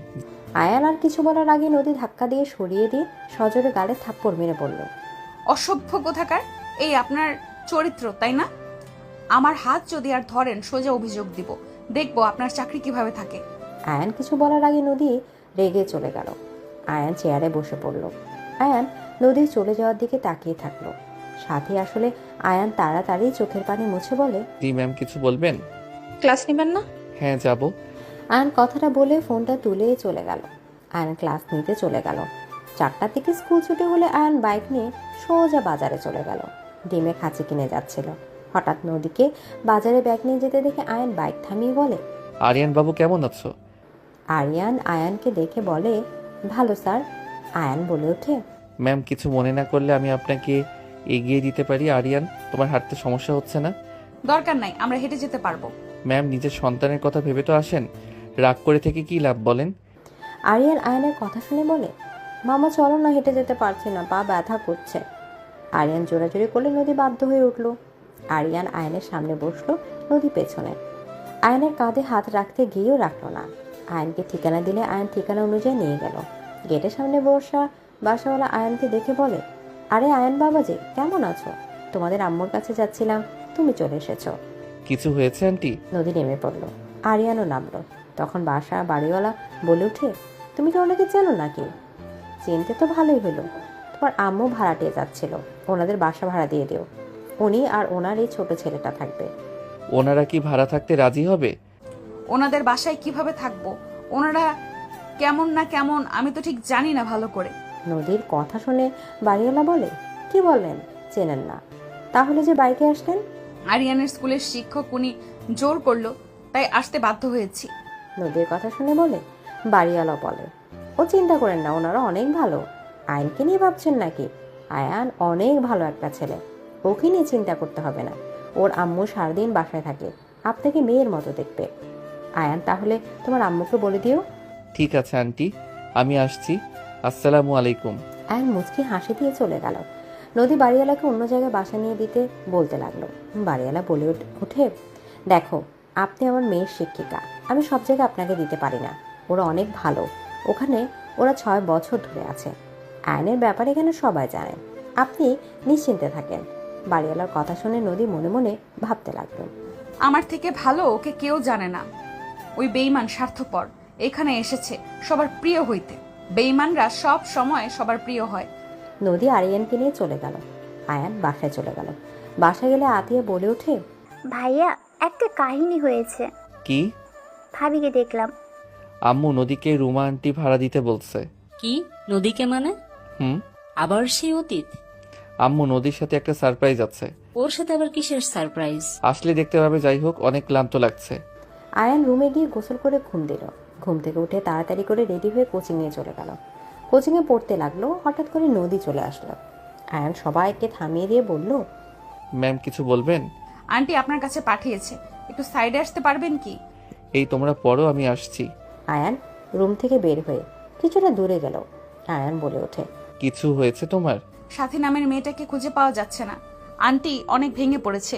দিশার থেকে তোমার ঠিকানা খুঁজলে, দিশা বলল তুমি কোচিং সেন্টারে আসো। ঠিকানা চলে আসলাম। সাথী বাসায় যাই নাই। আচ্ছা ওয়েট, আমি দেখছি। তুমি বাসায় যাও। আরিয়ান একা বাসায় আছে, কান্না করবে তোমাকে না পেলে। ওই ঘুমিয়ে গেছে, উঠবে না, রাত 4টায় উঠবে ওই। আয়ান রুমে, আজকে সবাই বাসায় যাও, একটু কাজে আমাকে বের হইতে হবে। তোমরা আগামীকাল চলে এসেছো, আজকের পড়া পড়িয়ে দিব। ঢুকে সবাইকে বলল। আয়নের কথায় সবাই চলে গেল। আয়ন তালা দিয়ে নদীকে নিয়ে বাইকে উঠে চলে গেল। আয়নের জানা মতে সব জায়গায় চলে গেল, কোথাও পেল না। হঠাৎ করে একটা জায়গার কথা মনে পড়লে আয়ন বাইক নিয়ে জঙ্গলের ভেতর চলে গেল। নদী বলে ওঠে, কোথায় যাচ্ছ এদিকে? আমার ভয় লাগছে কিন্তু। আমাকে জড়িয়ে ধরো। আর ভয়ের কি আছে, আমি তো আছি। তুমি তো একটা বেঈমান, বিপদে ফেলে যে চলে যাবে না তার কি প্রমাণ আছে? নদীর কথা আয়নের বুকে গিয়ে লাগলো। আয়ন কিছু না বলে বাইক চালাতে লাগলো। আয়ন বেশি দূরে গিয়ে বলতে লাগলো, সাথী, এই সাথী। আয়নের ডাকে হঠাৎ করে কেউ একজন পুরনো বাড়ির ভেতর থেকে বের হলো। নদী বলে ওঠে, এইটা তো সাথী ম্যাম। নদীর কথা শেষ হতে সাথের পেছন থেকে কয়েকজন বের হলো। সাথের হাতে বাঁধা। আয়ান রাগ বেড়ে গেল। আয়ান বলে ওঠে, সাথীকে ছাড়ো, আন্টি অনেক কান্না করছে। ছাড়ার জন্য তো তৈরি নেই। আমি এখন পুলিশে ফোন দিচ্ছি। কি ব্যাপার? এই ম্যামকে কেন নিয়ে এসেছে জান? ম্যাম যে কাজ করতে চাচ্ছে, ওকে নিষেধ করো, উনি হুদাই ফেসে যাবে। ম্যাম রাখেন, কল দিয়েন না, আমি দেখছি। সাথীকে মেরে ফেলবে, আমি তাকিয়ে দেখবো নাকি? পারবে না, রাফিয়া ছেড়ে দাও, মাথা অনেক ব্যথা করছে কিন্তু। ছেড়ে দেবো তো জান, তোমাকে যেখানে টাচ করেছে আমি সেখানে আদর করব, তারপরে ছেড়ে দেবো। রাফিয়া, মেজাজ খারাপ করো না, আমাদের মাঝে কোনো সম্পর্ক নাই। হুট করে আমি পড়ে যেতে নিয়েছিলাম, সাথী আমাকে ধরতে গিয়ে আমার উপরে পড়ে গিয়ে লিপ কিস হয়ে গেছে। একদম চুপ, আমি একটাও বাজে কথা শুনতে চাই না। আমি খুব ভালো করে দেখছি ওইটা ওঠা বাদ দিয়ে মজা নিচ্ছিল। নদী চোখ বড় বড় করে ফেলল। রাফিয়ার সাথীর ঠোঁটের দিকে সজোরে ঘুষি মারতে যাবে। আয়ান দৌড়ে গিয়ে হাত ধরে পেছন থেকে জাপটে ধরে আর তিনজনকে অন্য হাত দিয়ে থাপ্পড় দিয়ে ফেলে দিল। নদীকে ইশারা করলে নদী সাদের হাত পা খুলতে লাগলো। রাফিয়া বলতে লাগলো, আমাকে ছেড়ে দাও আয়ান, আমি ওরে খুন করে ফেলবো। ও কতবার বলছে আমার জিনিসের দিকে নজর না দিতে, ওই বারবার একই কাজ করছে। আমিও এমন হাল করব কোনো ছেলের দিকে যেন না তাকাতে পারে। রাফিয়া, আমি কারো জিনিস না। আমি তোমাকে লাভ করি না। আর আমি আগেও বলছি, এখনো বলছি, আমি অন্য কাউকে ভালোবাসি। এই মেয়ে পাগল নাকি? এই আয়ান কখনোই কাউকে ভালোবাসতে পারে না। ওই ভালোবাসে একজনকে, ওই একটা স্বার্থপর। ওর জন্য কেন তুমি নিজের নামে কলঙ্কের দাগ নিচ্ছ? নদীর কথা শুনে সাথে রাফিয়ার সাথে সবাই অবাক হয়ে তাকালো। সাথে বলে ওঠে, ম্যাম এসব কি বলছেন? আপনি কি আয়ানকে আগে থেকে চেনেন? নদী চুপ হয়ে গেল। আয়ান বলে ওঠে, ম্যাম, ওকে নিয়ে যান, আমি দেখছি। আয়ান রাফিয়াকে শক্ত করে ধরে থাকলো। এই মেয়েগুলো সাথীকে ধরতে যাবে। নদী মেয়ে তিনটাকে থাপ্পড় মেরে ফেলে দিল। নদী বলে ওঠে, হসপিটালে ভর্তি হতে না চাইলে আমাদের পেছনে এসো না। এই ম্যামকে ধর। মেয়ে তিনটা সহ আবার মারতে যাবে। নদী রেগে গিয়ে সামনে একটা গাছের ডাল ভেঙে মেয়ে তিনটাকে মারতে লাগলো। নদী রেগে রাফিয়ার কাছে গিয়ে চুলের মুঠো ধরে লাঠি দিয়ে মারতে লাগলো আর বলতে লাগলো, খুব গুন্ডামি শিখেছো তাই না? তোমার সময় আমি পার করে এসেছি। আমি গুন্ডাদের লিডার ছিলাম, আর আমার সামনে বেশি সাহস দেখানো বের করছি। নদী মারতে লাগলো। রাফিয়া রেগে নদীর হাতে চাকু দিয়ে আঘাত করে দৌড়ে পালিয়ে গেল। আয়ান দৌড়ে গিয়ে নদীর হাত ধরে ফেলল। আয়ান নদীকে বলল, চলে যাও, বাদ দিয়ে এভাবে মারামারি করতে কে বলেছে? কতখানি কেটে গেল। ছাড় তো তুই। তুই লুচ্চা লুচ্চা আসস। তুই কোনোদিনও ভালো হবি না। তুই কখনোই কাউকে ভালোবাসতে পারস না। এই মেয়েগুলো তোকে চিনতে পারে নাই। ছাড় আমাকে। নদী রেগে ধাক্কা দিয়ে ফেলে দিয়ে সাথীকে নিয়ে যেতে লাগলো। সাথী ও শাড়ির আঁচল ছিঁড়ে নদীর হাতে বেঁধে দিল। আয়ান উঠে পেছন থেকে গিয়ে নদীকে কোলে তুলে নিল। সাথীর চোখ বড় বড় হয়ে গেল। নদী রেগে আয়ানের বুকে মারতে লাগলো আর বলতে লাগলো, ছাড় বেঈমান, আমাকে ছেড়ে দে বলছি, না হইলে তোর কিন্তু ভালো হবে না। আয়ান এভাবে পরনারীকে কোলে কেন তুলে নিয়ে যাচ্ছ? তোমাকে ওইটা নিয়ে ভাবতে হবে না, তুমি হাঁটো। আয়ান গাড়ির কাছে নিয়ে গিয়ে গাড়িতে বসিয়ে দিয়ে বাইকে উঠে পড়লো। সাথী পেছনে বসলো। আয়ান বাইক চালাতে লাগলো। নদী বলতে লাগলো, আমার ভাগ্যটাই খারাপ। দিন শেষে আবার তোর সাথে দেখা হইল। তুই কেন আমার জীবন থেকে যাস না? একটু শান্তির জন্য এখানে আসলাম, সেখানেও তুই কেন আমার সামনে তোকে আসতে হলো? নদী, ভাগ্যক্রমে তুমি নিজেই আমার কাছে এসেছো। এতে প্রমাণ হয় তুমি যত আমাকে ঘৃণা করো, তুমি আমার থেকে সরতে পারবে না। আর তুমি যে আমাকে ভালোবাসো তার প্রমাণ আরিয়ান। তুমি আমাকে ভালো না বাসলে কখনোই আরিয়ানকে দুনিয়াতে আনতে আর এত ভালোবাসা দিয়ে বড় করতে না। Just shut up. কিসের ভালোবাসা? আরিয়ান আমার সন্তান। আমি মা হয়ে আমার সন্তানকে কেন নষ্ট করব? তোর মতো ফালতুর জন্য আমার সন্তানকে কেন নষ্ট করতে যাব? ওর শরীরের আমার মতো বেঈমানের রক্ত রয়েছে। তার মানে আয়ান নদী ম্যাম তোমার স্ত্রী আর আরিয়ান তোমার ম্যামের ছেলে? আমি কারোর স্ত্রী না আরিয়ান, আমার সন্তান আর কারো না। ভাবি, আপনি আরিয়ানকে ভুল বুঝছেন। আরিয়ান আমাকে সব বলেছে আপনার ব্যাপারে। আয়ান আপনাকে ভালোবাসে। আয়ান তুলিকে ইচ্ছে করে ঠকায়নি, ওর পেছনে কারণ ছিল। তোমাকে যা ভুল বোঝানো হয়েছে সেটাই বিশ্বাস করছো। ওই আমাকে ভালোবাসে না। আমাকে ভালোবাসার মতো কারণ আমি খুঁজে পাই না। ওই আমার বাপের টাকাকে ভালোবাসতো। ও টাকার লোভ থাকলে কখনোই ওখান থেকে মা বোনকে নিয়ে পালিয়ে আসতো না। আপনি একটু ভেবে দেখেন তো, আপনি আয়নকে বের করে দেওয়ার পর আয়ন কেন পালিয়ে আসলো ওই রাতে ওর মা বোনকে নিয়ে? আমি ওকে বের করে দিয়েছি।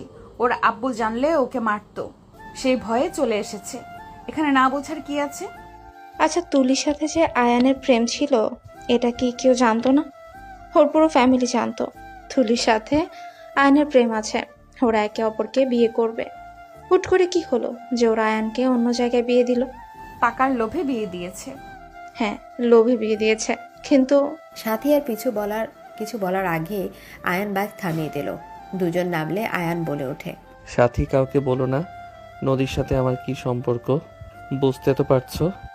ভয় পেও না, আমি আরিয়ানের খেয়াল রাখবো। কিছু হলে তোমাকে খবরও দিব। আর সকালে তো উনি তোমাদের বাসায় চলেই যাবে। ওকে। আয়ান বাইক নিয়ে চলে গেল। নদী কিছু না বলে বাসার ভেতর চলে গেল। সাথীকে দেখে ওর আব্বু আম্মু দিশা অনেক খুশি হলো। নদীকে সবাই ধন্যবাদ দিতে লাগলো। নদী রুমে চলে গেল। সাথে রুমে গিয়ে গোসল করে নিল। গোসল করে নদীর রুমে চলে গেল। নদী সাথীকে দেখে বলল, দয়া করে তুমি ওর বিষয়ে আমাকে কিছু বলো না। লোভীর কথা শোনার কোনো ইচ্ছে আমার নাই। আমি এখন থেকে ট্রান্সফার হয়ে চলে যাব। চলে যাইয়েন, কিন্তু আমার কথাগুলো একবার শুনেন। সাথে অনেক রিকোয়েস্ট করতে লাগলো। নদী বিরক্ত হয়ে বলে, শুনি, কি বলবে বলো। কত মিথ্যা বলছে, আমি একটু শুনি। আয়ান আমার ভালো বন্ধু। আমরা অনলাইনে পরিচয় হয়েছিলাম। আমরা কোনোদিন একে অপরের সাথে দেখা করিনি বা কেউ কাউকে কখনো দেখিও নি। ওই আমাকে সব বলতো, আমিও ওকে সব কিছু বলতাম। কিন্তু একদিন হঠাৎ করে রাত 2টায় ও আমাকে ভিডিও কল দেয়। আমি সেদিনই অনেক অবাক হয়ে গেছিলাম। আমি কল রিসিভ করতেও চলেও গেছিলাম। ও অনেক কান্না করছিল, আমাকে বলছিল ও এখন থেকে পালাতে চায়। আমি তো ওর সম্পর্কে সব আগে থেকেই জানতাম। আমি ওর অবস্থা দেখে আমার ঠিকানা দিয়ে দিই, কোথায় কিভাবে আসতে হবে সব শিখিয়ে দিলে ও সেদিনই এখানে চলে আসে।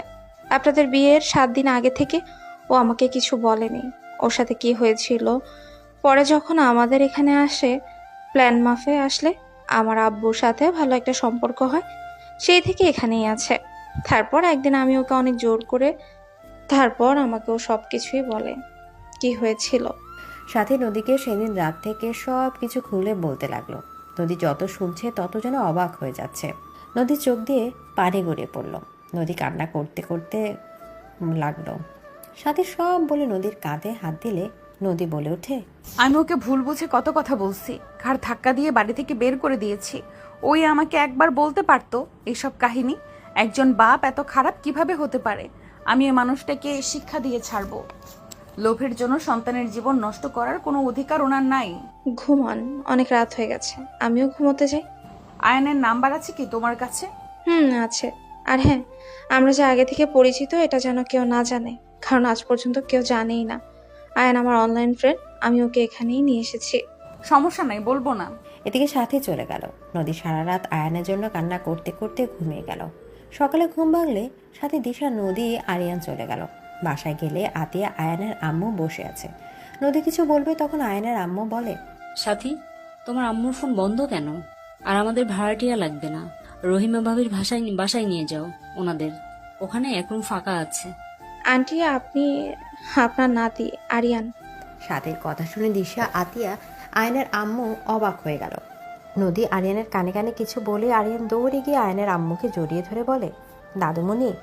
আয়নের আম্মুর বুক কেঁপে উঠল। আয়নের আম্মু কিছু বলার আগেই নদী বলে, আম্মু আমাকে ক্ষমা করে দেন, আমি না বুঝে অনেক অন্যায় করছি। নদী আয়নের আম্মুর পা ধরে ক্ষমা চাইতে যাবে তখন আয়নের আম্মু বলে, আমার ছেলে লোভী, আমি সেই লোভীর মা, আমাকে আবার আম্মু কেন বলছো? চলে যাও এখান থেকে। এটা তোমার ছেলে? বিয়ে করছো নাকি? না, এটা আমার আয়নের সন্তান। কি, এই পিচ্চি আমার ভাতিজা? আতিয়া আয়ানকে কোলে নিয়ে আদর করতে লাগলো। আয়নের আম্মু বলে ওঠে, এখানে কেন এসেছো? আমার ছেলেকে শেষ করার জন্য এখানে এসেছো নাকি? এখান থেকে চলে যাও। আমার ছেলে স্বার্থপর, তার আশেপাশে তোমার থাকা উচিত হবে না একদম। আমি না বুঝে বলছি, আমি আয়নের স্ত্রী, এখনো আমাদের ডিভোর্স হয় নাই। ডিভোর্স দিয়ে চলে যাও। আমি আমার হাজবেন্ডকে ছাড়ার জন্য আসি নাই। এই বাড়িতে আমাকে এখানে থাকতে দিবেন, না হয় আমি এখান থেকে এক পাও সরবো না। আন্টি, নিজের নাতির মুখের দিকে তাকিয়ে ওদের থাকতে দেন না, এভাবে অভিমান করে থাকবেন না। আয়নের আম্মু আরিয়ানের দিকে তাকাতে বুকটা জুড়ে গেল। আরিয়ানকে কোলে নিয়ে বলল, এখানে থাকতে পারে, বাট আমার ছেলের আশেপাশে যেন আমি তোমাকে না দেখি। ওই রুমে তুমি থাকবে, আমার নাতি সব রুমে যেতে পারবে, বাট তুমি যেতে পারবে না। দেখা যাক। ভাবি আসেন। আতিয়া নদীকে নিয়ে চলে গেল। লাগেজ থেকে সব বের করলো। আতিয়া নদীকে গোছাতে সাহায্য করতে লাগলো। আতিয়া বলতে লাগলো, ভাবি মন খারাপ করেন না, আম্মু একটু আগে থেকে রাগী হয়ে গেছে, আগের মতো সেই সরল টাইপের নেই। এখানে থাকেন, আম্মুর কথা মতো চলেন, দেখবেন একাই মেনে নিবে। ভাইয়া কি জানে আরিয়ান তার ছেলে? জানে। ও, ভাইয়া তাহলে এই সারপ্রাইজ দিতে চাইছিল। ভাবি এবারই তার কোনোদিন যান নাই? না, কোনো যোগাযোগ রাখি নাই, বাট আমি ওই বাড়িতে ফিরে যাব। শ্বশুরমশাইকে টাইট দিতে হবে, আগে আমার শাশুড়ি আমাকে দলে নেই। ওনার সাথে না লাগাই ভালো ভাবি। উনি নিজের স্বার্থের জন্য নিজের সন্তান স্ত্রীকে খুন করতে পারে, আর সেখানে আপনি তো পরের মেয়ে। সেটাই আমি দেখব। যাই হোক, এই বাসাটা কার? ভাইয়া কিনেছে। এত টাকা ওই কোথায় পেল? ভাইয়া তো টিউশনি করাই। ভাইয়া 3টা কোচিং সেন্টার ছিল, তারপর এখন কেজি স্কুলে শিক্ষকতা করে। 3টা কোচিং থেকে ভাইয়ার মাসে 80,000 টাকা আসে। আগে আরও বেশি ছিল, এখন ভাইয়া বাদ দিয়েছে। এত প্রেশার নিতে পারে না, মাথা ব্যথা করে। 5 বছর অনেক খাটাখাটি করেছে। এই বছরটা একটা কোচিং সেন্টার চালাচ্ছে, আর 2টা 4 জনের কাছে দিয়ে দিয়েছে। ওখান থেকে ওদের বেতন দেয়। আর যা থাকে সব ব্যাংক আর সংসার খরচ দেয়। কোচিং করে এত টাকা? আগে ছিল 3টা কোচিং মিলে 160 স্টুডেন্ট, আর ভাইয়া পড়ানো ভালো দেখে এখন আরও বেড়েছে। সবার থেকে পেমেন্টও কম নেই, 500 করে। আর যারা বড় তাদের থেকে এখন 1000 করে নেয়। ওখানে 50 জন আছে, ওখানেই তো ভাইয়ার 50,000 হয়েই যায়, আর বাকিটা তো বাদই দিলাম। বাবা, আমার জামাই দেখি এখানে এসেছে লাখ টাকার মালিক হয়ে গেছে। ভাইয়া আরেকটা বাড়ি করছে ভাড়া দেওয়ার জন্য। আরে বাহ, আমি যত শুনি তো যেন অবাক হচ্ছি। থাক, আর আমাকে বলো না, অজ্ঞান হয়ে যাব। অজ্ঞান হওয়া দরকার নেই, ফ্রেশ হয়ে আসুন, খাবার দিই। তোমার নবাব ভাই কোথায়? ঘুমোচ্ছে, আজ তো শুক্রবার, ছুটির দিন। ও আচ্ছা, আম্মু তো ওইখানে বসে আছে, ওই রুমে কিভাবে যাব? ওয়েট করো, আমি আসছি। আতিয়া বের হলো রুম থেকে। আরিয়ানের কাছে গিয়ে কিছু বলে আতিয়া চলে আসলো। নদী দেখলো আরিয়ানকে নিয়ে আয়নের আম্মু কোথাও যাচ্ছে। আতিয়া বলে ওঠে, যান, কাজ হয়ে গেছে। কি ব্যাপার, কোথায় যায়? আরিয়ানকে বললাম চকলেট আইসক্রিম খেলে দাদুমণিকে বলো। আরিয়ান বলতেই যাচ্ছিল না, বুঝলাম। পরে বললো আম্মু নিয়ে গেছে দোকানে। হায় রে, ফাজিল হয়েছো তুমি।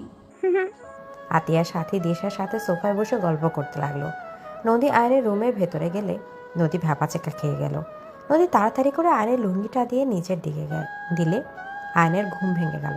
তাড়াতাড়ি করে উঠে দেখে নদী। আয়ান ভ্যাপাচাকা খেয়ে বলল, তুমি কিছু হয়েছে?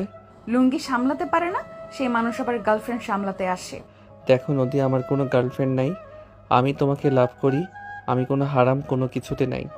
আমি আমার স্ত্রীকে ভালোবাসি আর সারা জীবন তাকে বাসবো। চাপাবাজি। বিশ্বাস না করলে আমার কিছু করার নাই। যাই হোক, রুমে উঠে গেছো নাকি? গুড, বাট আমার ছেলে কোথায়? তার দাদুমণির সাথে দোকানে গেছে। ও আচ্ছা। আয়ান কথাটা বলে উঠে লুঙ্গি ঠিক করতে গেলে নদী তাকাতে আয়ান বেশ লজ্জা পেয়ে গেল। নদী বলে ওঠে, এইভাবে দরজা যে খুলে ঘুমাও, শরম করে না?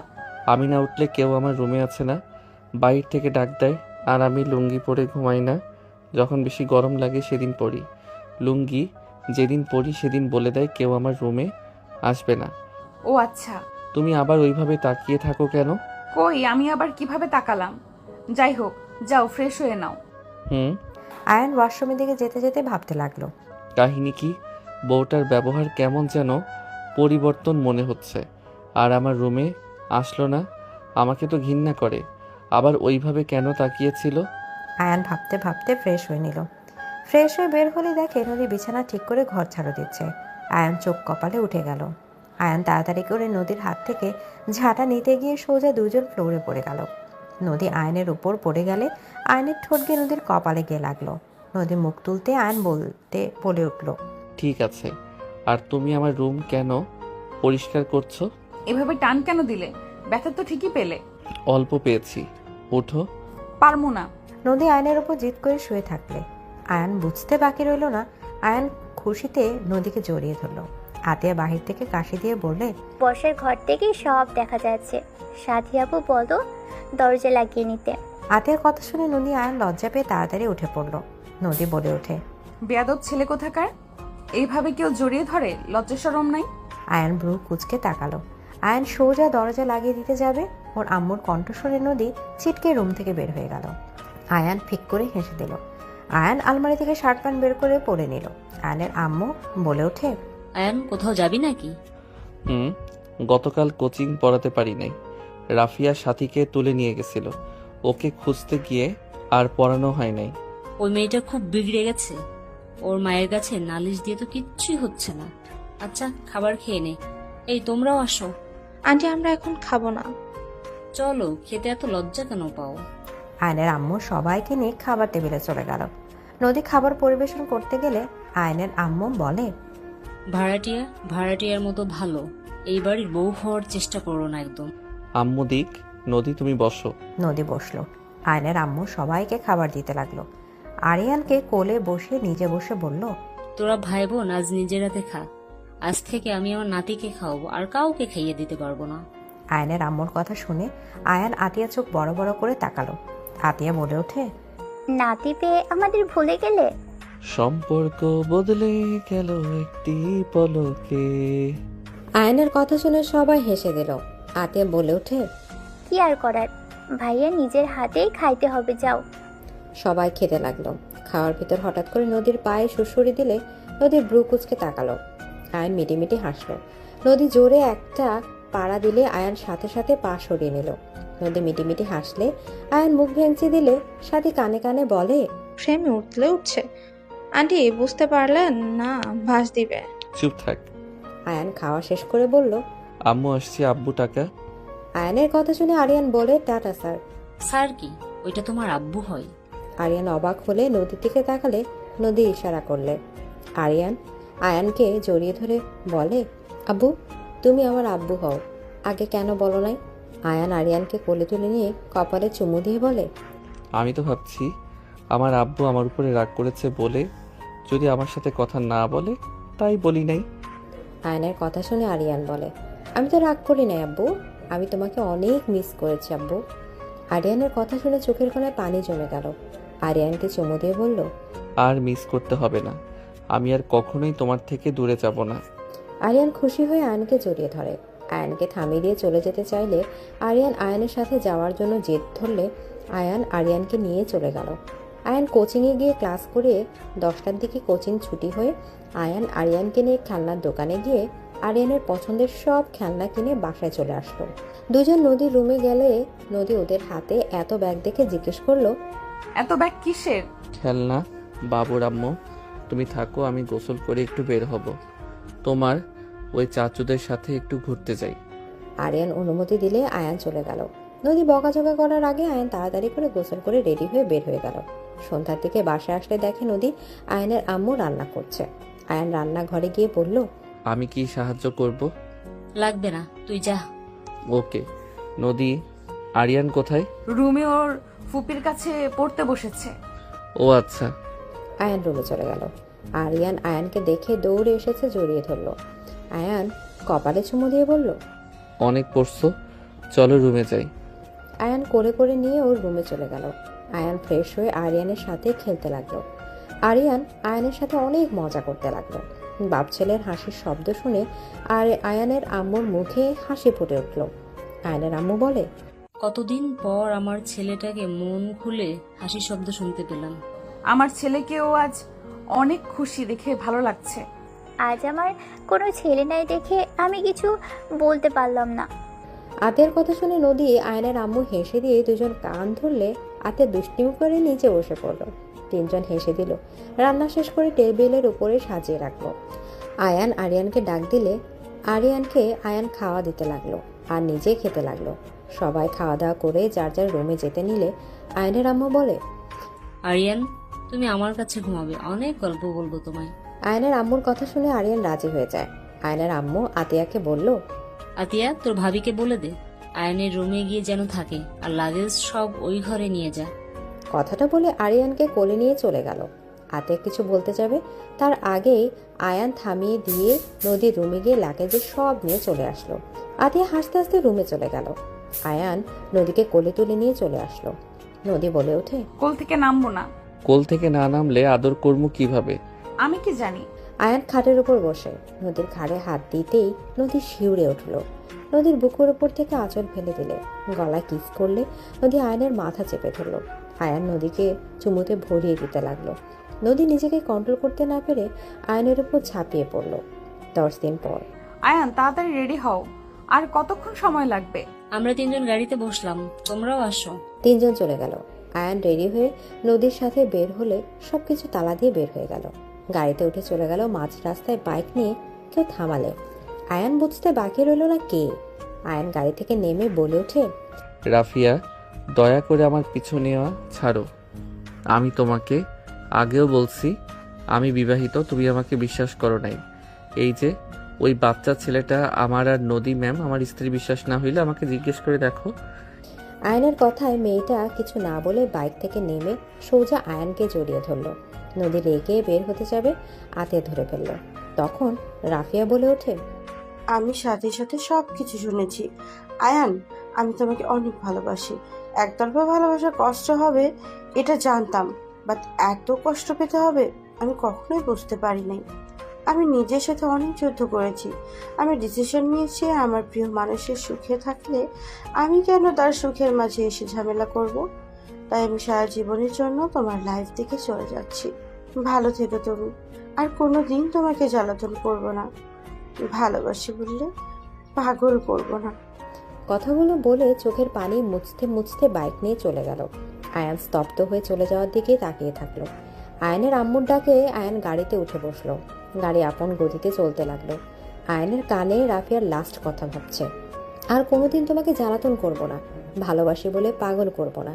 নদী আয়ানের কাঁধে হাত দিলে আয়ান ভাবনা জগৎ থেকে বের হয়ে নদীর হাতে হাত রেখে ইশারা করে কিছু হয় নাই বলে বাহুতে জড়িয়ে নিল। স্টেশনে গিয়ে 3 ঘন্টা জার্নি করে চলে গেল। একটাই সিএনজিতে উঠে পড়লো আয়ান। মনে মনে ভাবতে লাগলো, এত বছর পর নিজের চেনা ঠিকানায় যাচ্ছি, সব কিছু কত পরিবর্তন হয়ে গেছে। আচ্ছা, তুলি কি বিয়ে করছে? ওই নিশ্চয়ই বিয়ে করে সুখে আছে।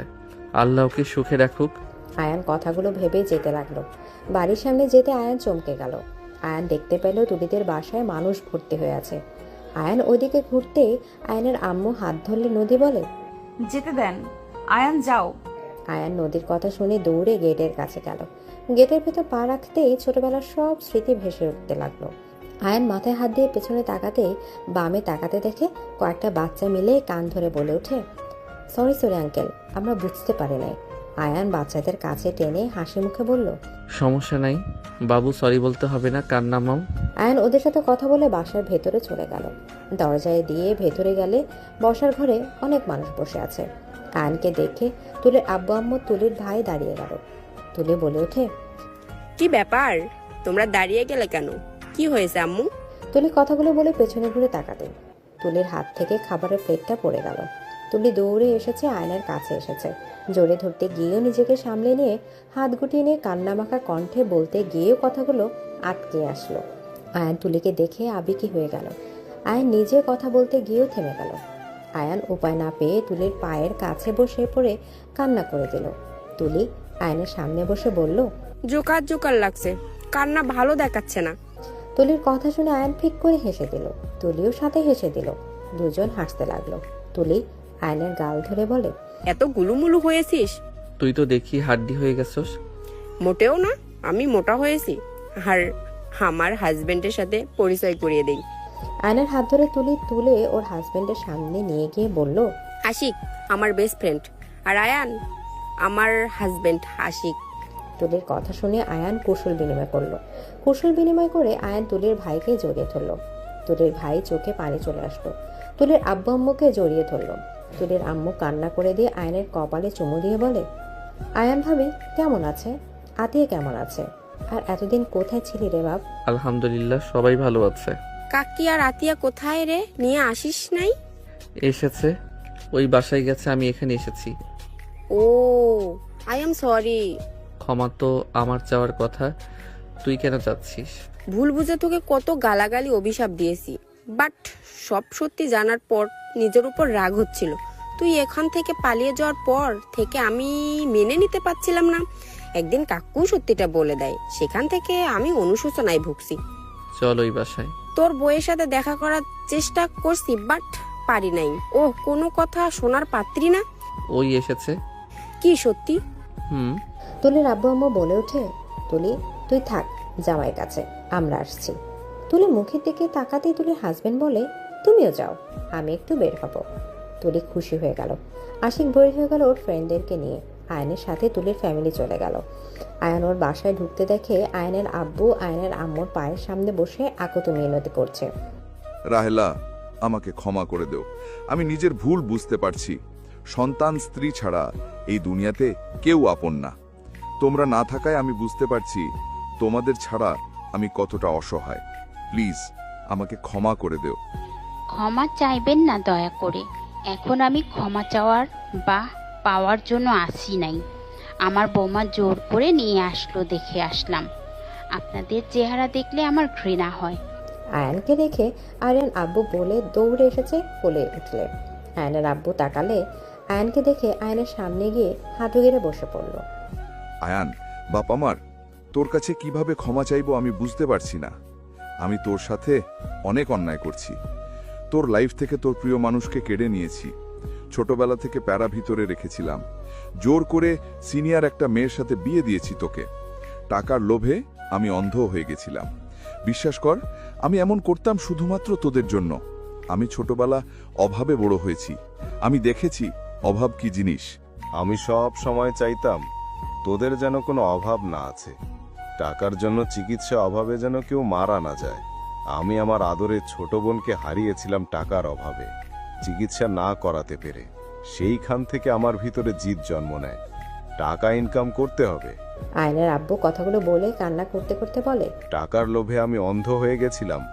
স্ত্রী সন্তানের সাথে কেমন ব্যবহার করতে হবে। আমাকে ক্ষমা করে দে বাপ, আমি তোর পায়ে ধরছি। যে পায়ে ধরতে যাবে সাথে সাথে আয়নে ধরে বল ফেলে। আয়ন ওর আব্বুর সামনে বসে হাত চুমু দিয়ে বলে, আব্বু, তোমার উপরে আমার অনেক রাগ ছিল, অভিমান ছিল, বাট এখন আমার কারোর উপরে রাগ অভিমান কিচ্ছু নাই। তোমাকে শুধু একটা কথা বলবো, সন্তান স্ত্রীকে টাকা পয়সা দিয়ে ভরিয়ে রাখলে চলে না। তাদের সাথে ব্যবহার, সাথে ভালোবাসা এইসবও দরকার আছে। যাই হোক আব্বু, কান্না করো না, আর এইভাবে আমার কাছে ক্ষমা চাও না। তুমি আমার জন্মদাতা পিতা, তোমাকে এভাবে দেখতে কোনো সন্তানের ভালো লাগবে? ওঠো। আয়ন ওর আব্বুকে তুলে চোখের পানি মুছে দিল, আয়নকে শক্ত করে জড়িয়ে ধরল। আয়নের আম্মু তুলির আব্বু আম্মুর সামনে গিয়ে হাত জোর করে ক্ষমা চাইতে গেলে সাথে সাথে তুলির আম্মু জড়িয়ে ধরে বলে, ভাবি, আমরা না বুঝে অনেক কিছু বলেছি। ভাইজান আমাদের সব বলেছে, আয়ন কেন অন্য কাউকে বিয়ে করছে, কেন তুলিকে ঠকিয়েছে, সব বলেছে। আমরা সবাই আপনাদের খুঁজেছি কিন্তু পাই নাই। আপনারা এতদিন কোথায় ছিলেন? রাঙাপুর গ্রামে। ওইটা আবার কোন গ্রাম? চিনবে না, ওই জন্য তো ওইখানে থাকছি। রাহেলা, আমাকে ক্ষমা করে এখানে তোমরা থেকে যাও না। এখানে থাকতে কেন যাব?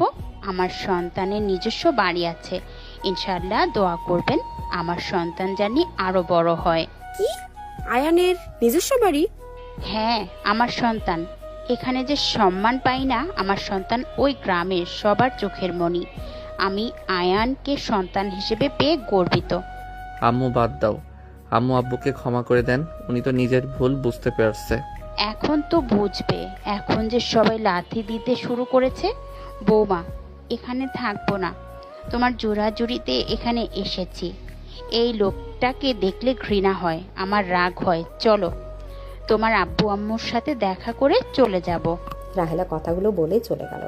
নদী বলে ওঠে, আব্বু এইভাবে কান্না না করে যান, আম্মুর পেছন পেছন গিয়ে উনি যেখানে যাবে সেখানে যান। একটু নির্লজ্জ না হইলে মন পাওয়া যায় না কারো কাছে। যান যান, কি বোঝাতে চাচ্ছি বুঝছেন? নদীর কথা শুনে কাকি মাথায় একটা হালকা করে মারলে নদী লজ্জায় লাল হয়ে গেল। কাকি বলে ওঠে, ফাজিল মেয়ে একটা।